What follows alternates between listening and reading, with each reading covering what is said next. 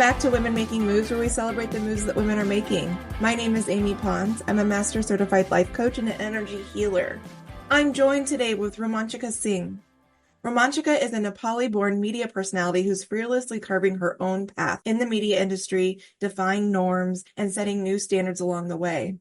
Currently working at Harvard Business School and serving as an on-camera interviewer at WBUR, Romanshika is a powerhouse of talent.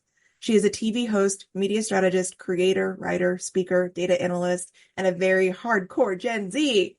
Her expertise shines whether she's producing thought-provoking content for traditional news outlets, sparking viral moments on social media, or hosting dynamic TV shows. Romanshika is a media expert who effortlessly bridges the worlds of traditional news, social media, TV, and digital platforms.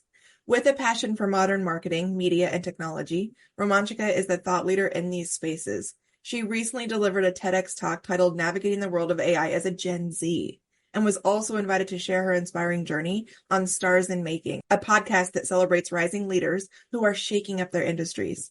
To quote Romanshika, she says, "I didn't have many or any Nepali women role models in the industry to look up to while growing up in Nepal, and I want to change that." Romanshika, welcome. Thank you, Amy. Oh my God, that was such a great intro. Thank you so much. Oh my God, I'm so happy to be here. Oh, thank you so much. And thanks for bearing with me as I was navigating through that. So many things that caught me. And as I shared with you, I don't read bios before recording because I like to have an authentic response. So many things that caught me. Defying norms, setting new standards. A lot of what we do here on Women Making Moves is talk with women who are stepping outside of the copy paste of what we're quote unquote supposed to do in systems that were never designed with us in mind, such as white supremacy, patriarchy, capitalism, colonialism. So that caught me first and foremost. Gen Z, fuck yes. Unapologetically coming into this world and shaking it up and saying, hey, millennials, here's how we do it. As an elder millennial. All right. I just love that. As an elder millennial myself, it feels like, and we're going to talk so much more about this, but I'll put a pin in that for now. But yes, you as a Gen Z and me as an elder millennial, it's a fun combo. And then also bridging. So modern marketing, media, and technology. I come from like the old school historical marketing where it's more of like a pain point. Here's what you don't have and let me make you feel bad about it to get you to buy it. Whereas I feel like we're moving more into here's why it's cool. And when you feel called, come see us because we're going to treat you well, right? It's like pain point versus desire marketing. So I love that you're bringing all of that together. And I feel specifically Gen Z is the one to do it. So welcome. And I'm so glad you're here. Lastly, just sharing, you're the very first Nepali woman on Women Making Moves. So welcome. I'm so happy to have you. And I would just love to learn more all about like what that looks like and means for you navigating thus far in your journey and experience. So welcome, all the things. Thank you, Amy. Oh my God, you got all the pinpoints and you really hit so many, there was so much going on in my bio and like you literally nitpicked everything that was super important from like why I chose this career to where I am right now and what I want to change and what I am doing. And and a Gen Z move maker. So I'm glad you did that. So I'll just a little bit going back to how things started, right? I grew up in Nepal for majority of my life, like almost 19 years I was there. I was raised by my mother and my sister. So Nepal is a very, very beautiful country. It's amazing, but again, I feel like there's so many stereotypes that still exist, not only in terms of like women and men and gender stereotypes, but also who you should be as a person and what career you should be picking, right? So this career for myself, I really did see it. I grew up saying that I wanted to be a cardiologist. That makes you seem smarter and cool and talented, right? So career in the media, like that's not something you say. That's not something you grow up saying I want to be. You don't say, oh, I want to grow up and become a TV host. That's not the option you have. Those are not among the professions like doctor, lawyer, engineer. Those are the three options you have. So I didn't grow up having that option. And I grew up thinking that I'm either going to be a cardiologist or a lawyer. So this thing actually happened when I came here on a full ride scholarship to study my undergrad. And then I auditioned to become a news anchor and I got in. Can you believe that? Yeah, I can. meant to be. There were like, I think 80 to 100 candidates for a smaller station. And then I got in and I was like, oh my God. So I think when I actually started working on camera, it was just the feeling of satisfaction. And it just felt like, oh my God, like this is what I am meant to do. I've No, arrived. Right. yes, You felt it inside, like deep inside. nothing ever has felt that good. Nothing. And I'm not even lying. Like on a Friday, I would be there until 6, 7, sometimes even late, right? I was happy doing that. All my friends were like, beach, da, da. Friday, we didn't used to have any classes, and I used to spend my entire day in the studio from like 9 in the morning to like 6 or 7. And I wasn't complaining. I was so happy to do that. And that's when I knew that, oh my God, I love doing this. I have to do this. I have to do this as my profession, you know? So yeah, that's how I went on to working on camera. And then, yeah, and this is something that I've talked about in my other interviews and other podcasts. If you ask me to name a Nepali woman who has taken her career globally in media, I don't think I would have a name, to be honest with you. Maybe a few brown women for sure. If you consider the entire South Asia, maybe I can name a few brown women, but not necessarily a Nepali woman, you know? So I'm very excited to hopefully be the first one to to do You already that. are. You already are. Uh-huh. We're claiming it. You already are. And how are you fucking shit up? What do you mean by defying norms? So yes, it's not a typical career path. Me choosing this path is already saying no to the stereotypes. So that is what I meant when like defying I norms see. I see. and not doing what you're told to do. Hey, awesome.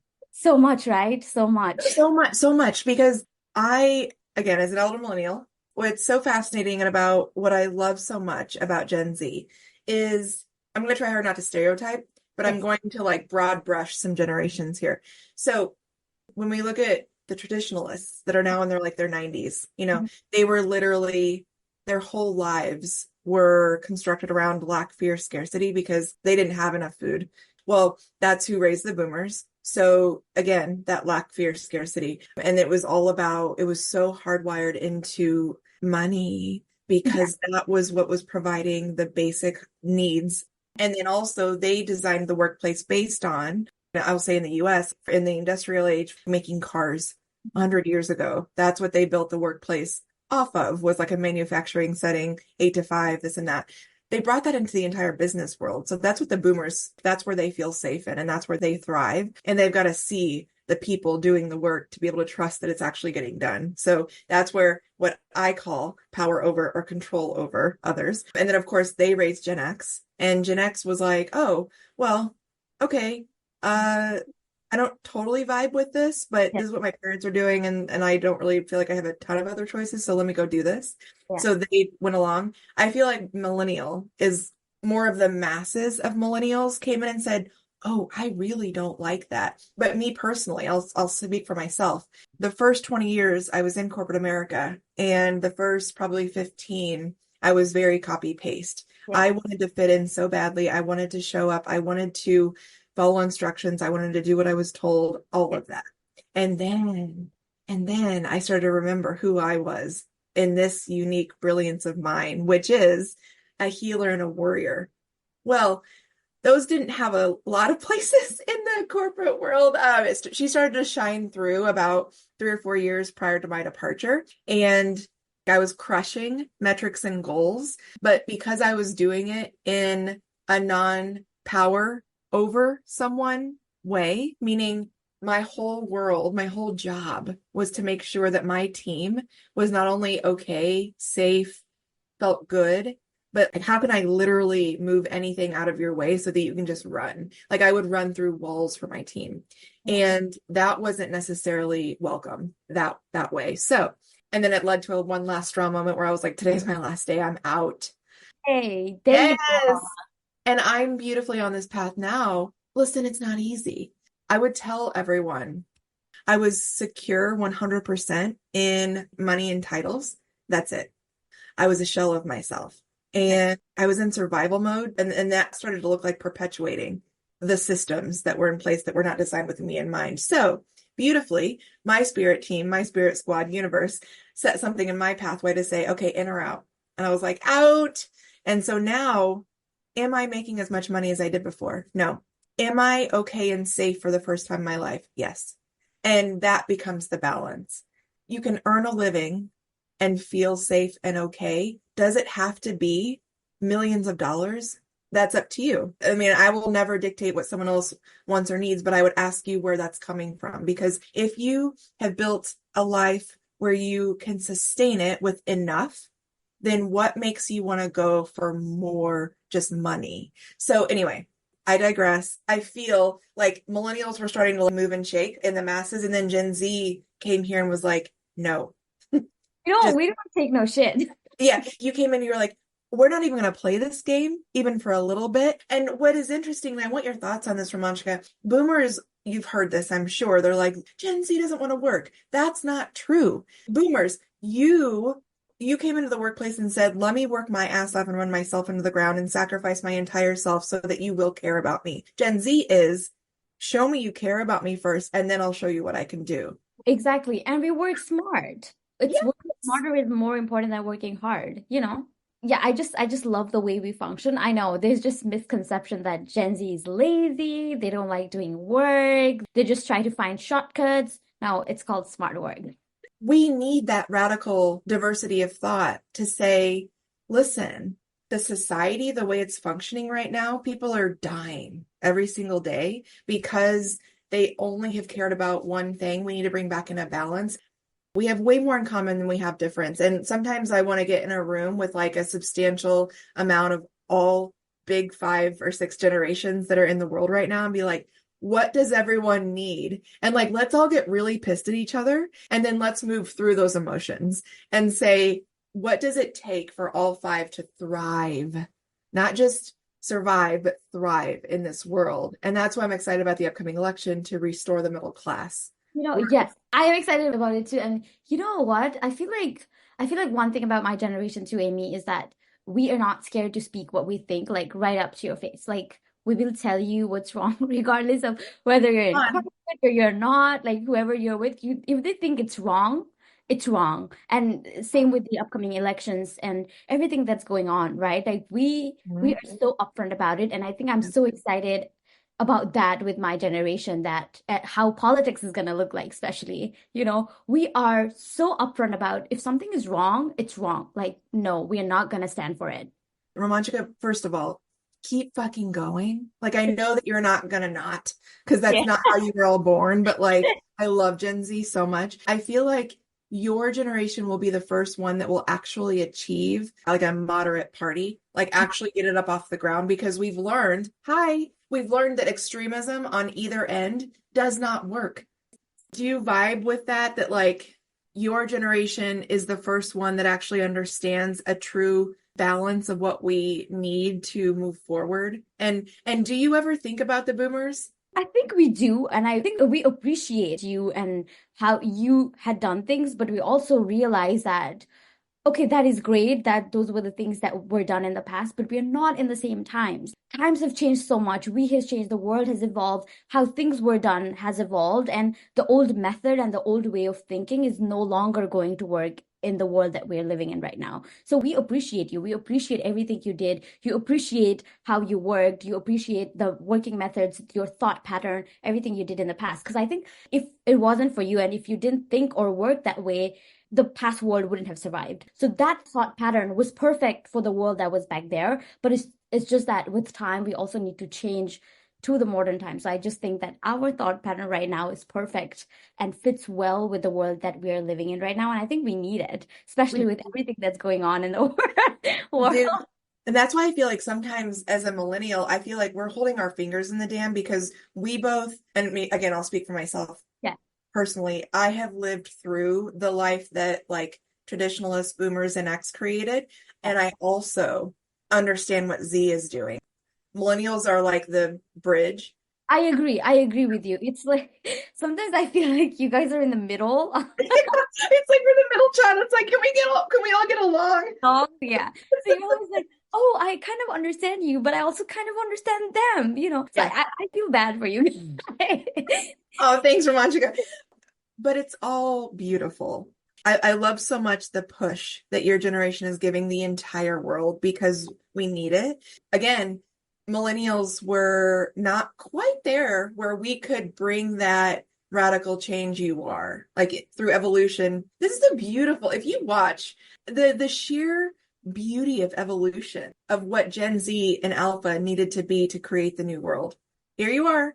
Also, yeah, I just wanted to touch a little bit on, how I don't know a lot about like punishments and how threatening used to work before. Like for us, our generation, if you threaten us, it's gonna like bite you back.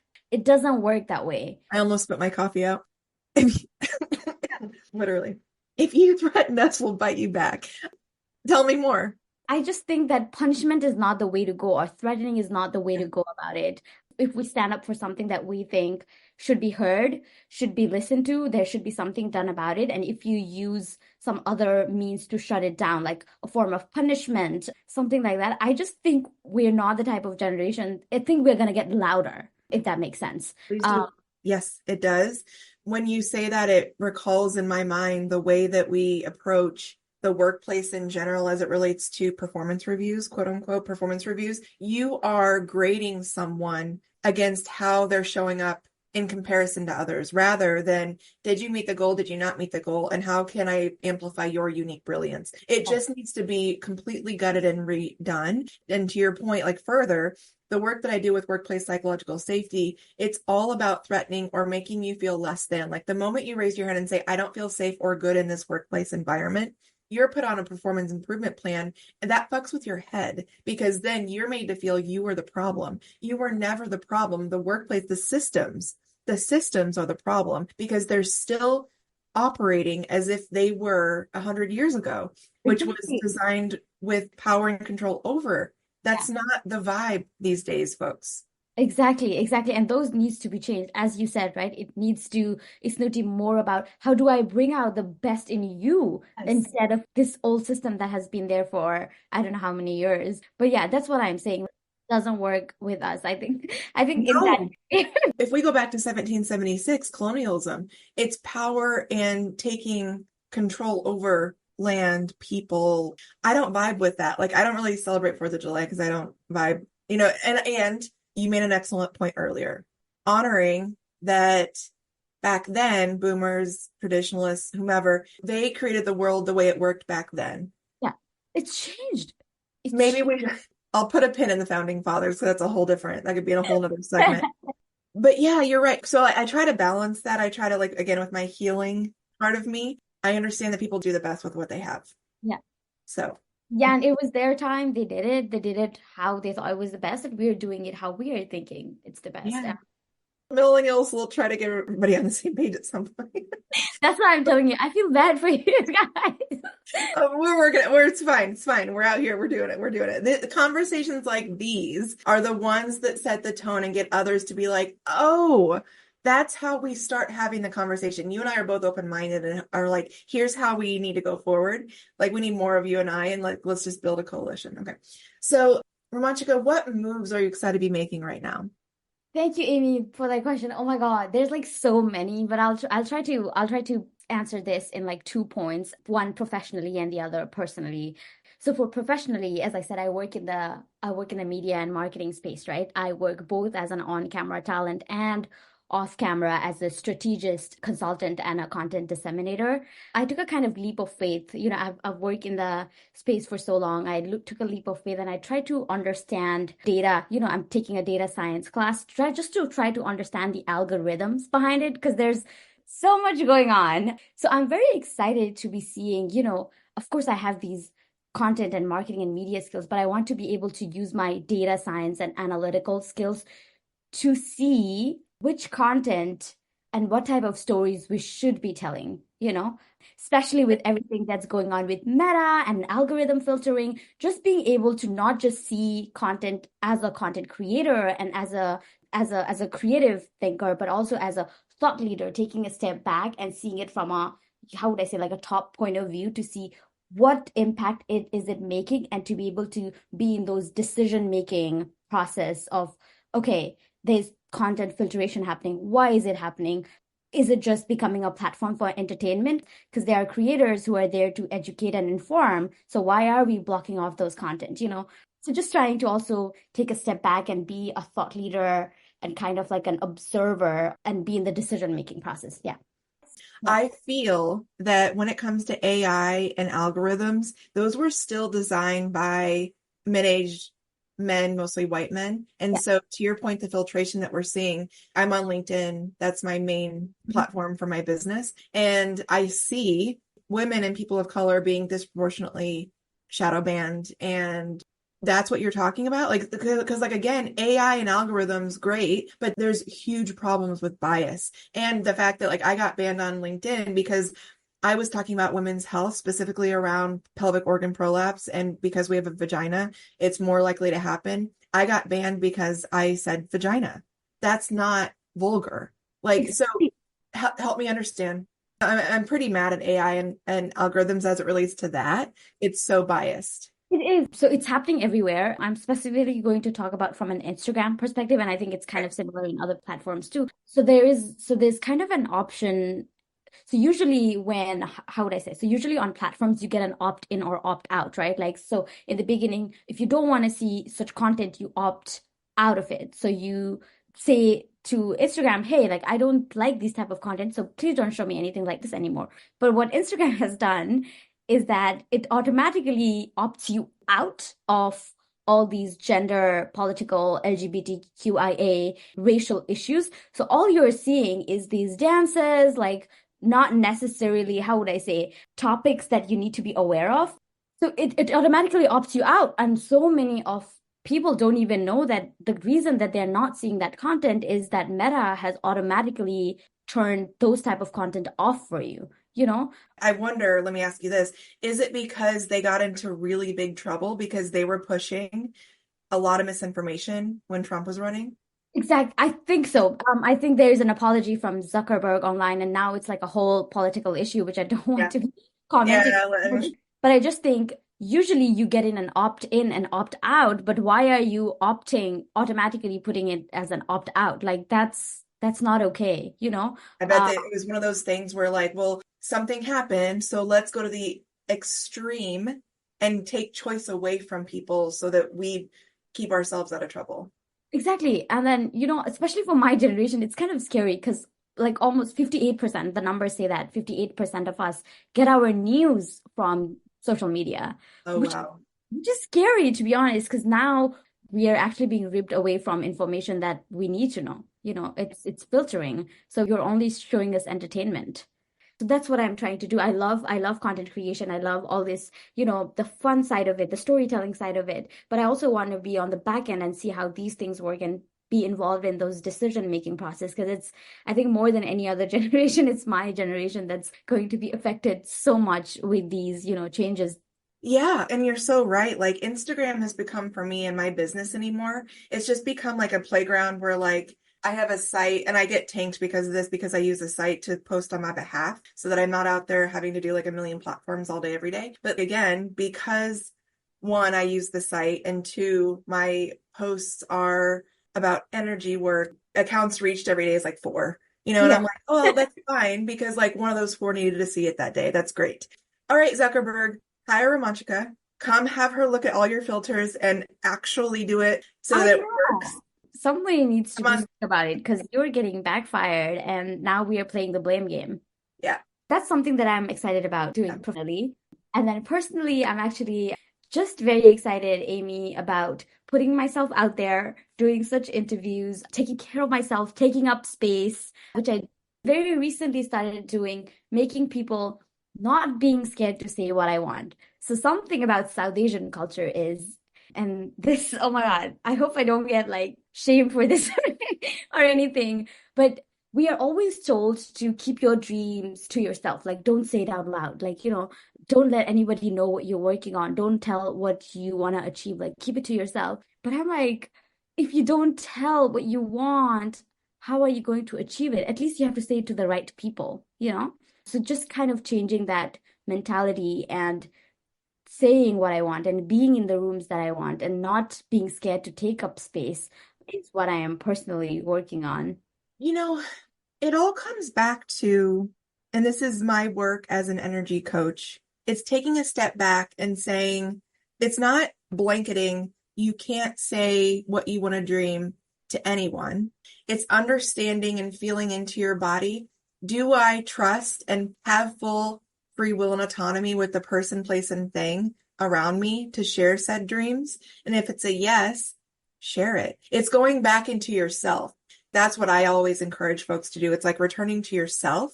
And oh, by the way, if you do share that dream and you get some sort of adverse reaction, again, trusting that it was for you. That was a lesson. Great. It's not anything that's bad going to happen because it's all going to unfold for you regardless. Exactly. Oh my God, you put it the perfect way. Yeah, there's like this, oh, don't say it because people wish like bad upon you, and so it's not gonna come true. Again, I think it's a personal lesson. If you feel like you're in a room full of people who supports you, who sees you, who's cheering for you, who will go that extra mile to make that thing happen for you, say Yeah. it. It's gonna happen.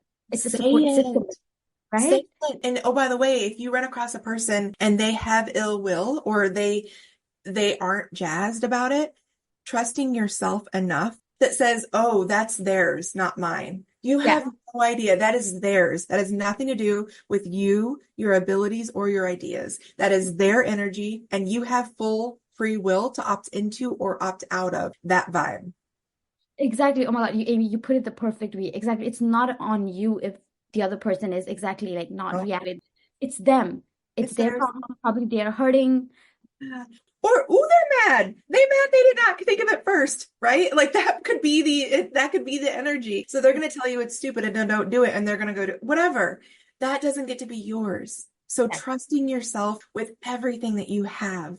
And if it's someone that you share that you actually love and care for, again, you get to uphold the relationship. I want your thoughts on this too. I saw something come out recently that we're so laser focused these days, quote unquote. It was like broad brushing about self-love, self-trust, turning inward, that we're going to end up having no friends, or like basically that was the vibe. And I was like, is that true? And what if we were to get so good at loving ourselves and setting boundaries and saying, hey, I love you, but don't talk to me that way? Isn't that better? Like you can uphold the relationship. You don't have to go into complete isolation to be able to live in peace. You can simply say, I don't vibe with that, but I love you. Can we proceed? And if the answer is no, that's a different conversation. You know what I'm saying?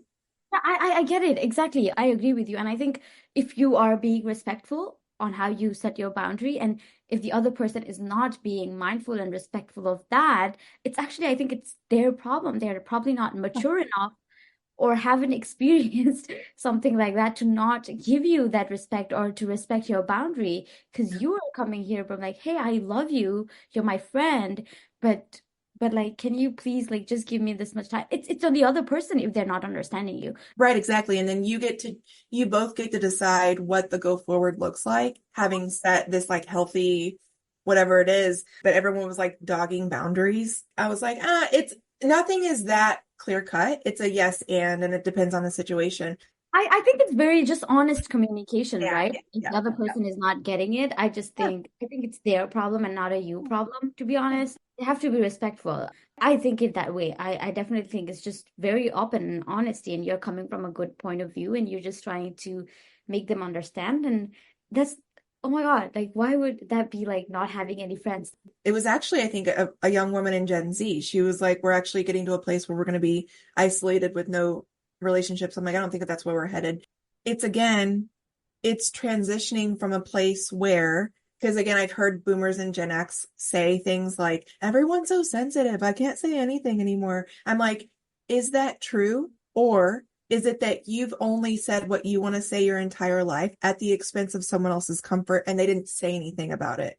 Exactly, exactly. Oh my God. It's about, how would I say, respectfully disagreeing when you come together and you hear both the parties' opinion and not just making the other person sit there and listen. I think that's the thing that's happening. Like that's what used to happen in the past, but now you have to listen to both. Of course, you are allowed to have your opinion, but you cannot just be like, "Oh, this is what I think. I don't want to hear it.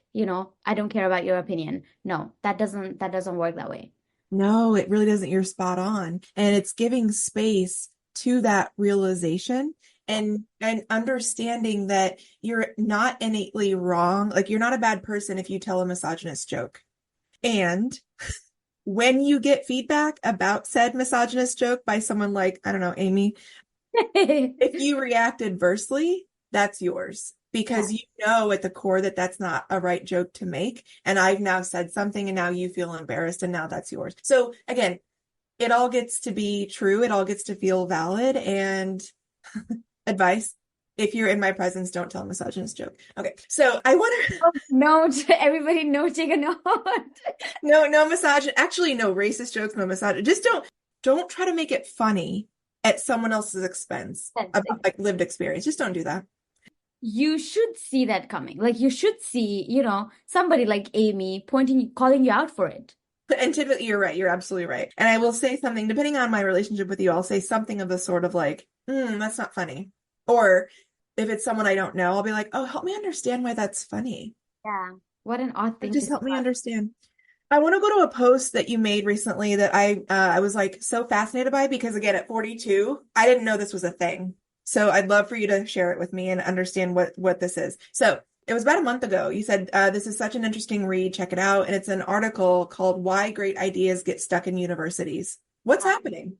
Yes. Oh my God. This was such a fun read. And it was about the bureaucracy of organizations and how so many steps are involved and you don't like head on get to work on the ideas that you think would be great. And if you had all the resources all the time and everything and just yes from all, it could become into something big. So it was about like all the bureaucracy and the layers that exist in the organization and the processes that you have to go through just to get your idea approved or like even start working on it. So I think it was about that. It was about the bureaucracy and the layers that exist in a university.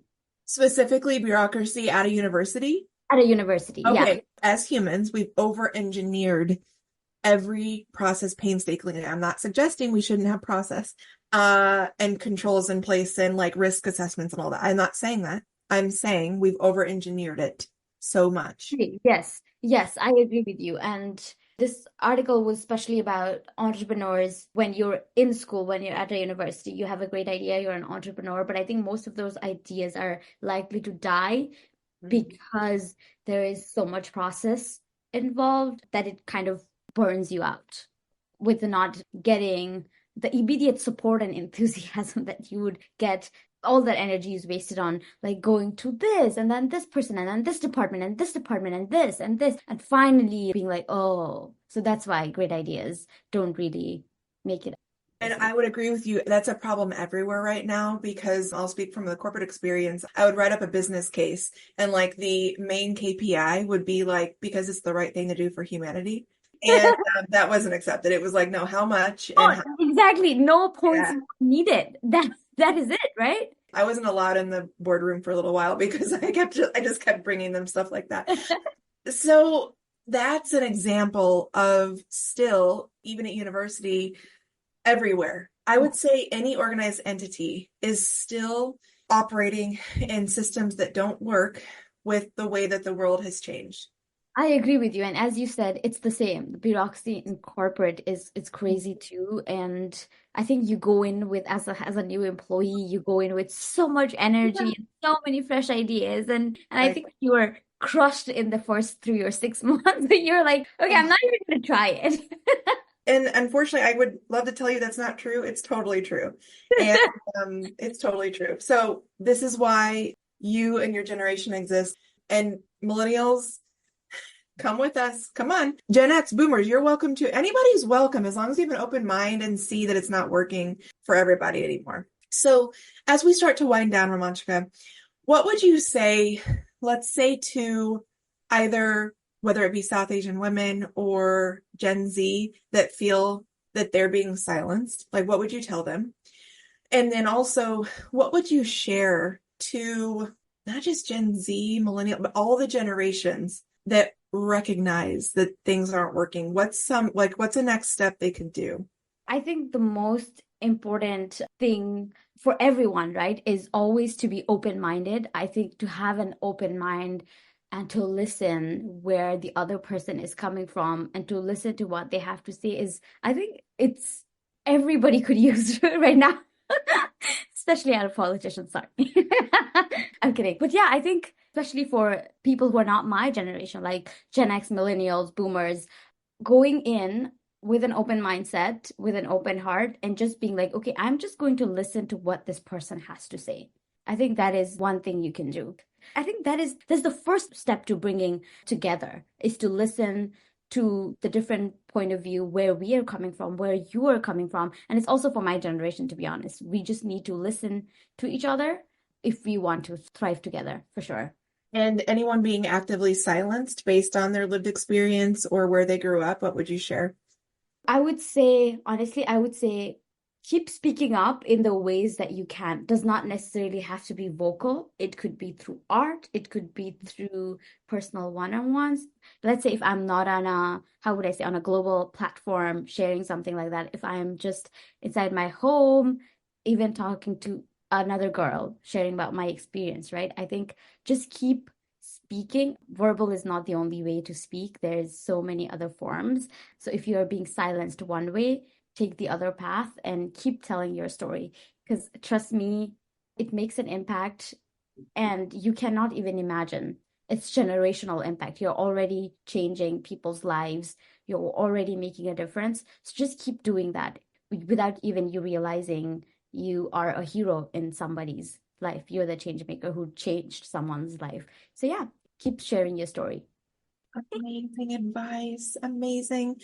Romanchika, where can we find you? Okay, so I am very active on two major platforms. LinkedIn for sure. My LinkedIn is literally my first name and my last name, and also my Instagram. I am also very active on Instagram. I literally took a break the whole month of August, but I am back starting September. Social media was just too much for me with everything going on in the world right now, not just here in the US, but also in India and in Pakistan and in Bangladesh, just everything that has been happening to women. It was just a lot for me to be on that platform.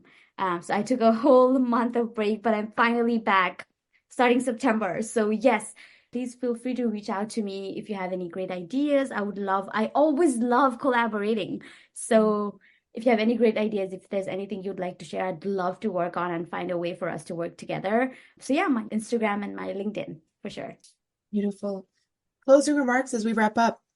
Thank you, Amy, our queen. Oh my God, Amy, I don't know. I think this is the universe connecting us. You are a magical human being. That's the word. You're a magical human being. Thank you for having me on your podcast. It's been a great conversation, and I hope my story, your story, these conversations inspire your generation, my generation, every generation, and every woman that's out there to keep making their moves, regardless of where they are, to keep hanging in there, to live their dream, to go out there, to tell their stories, to break barriers, to break stereotypes. Everything it's possible. And I'm just grateful to have this platform like yours to tell my story. Thanks, Romanchika. Oh, thank you, Amy.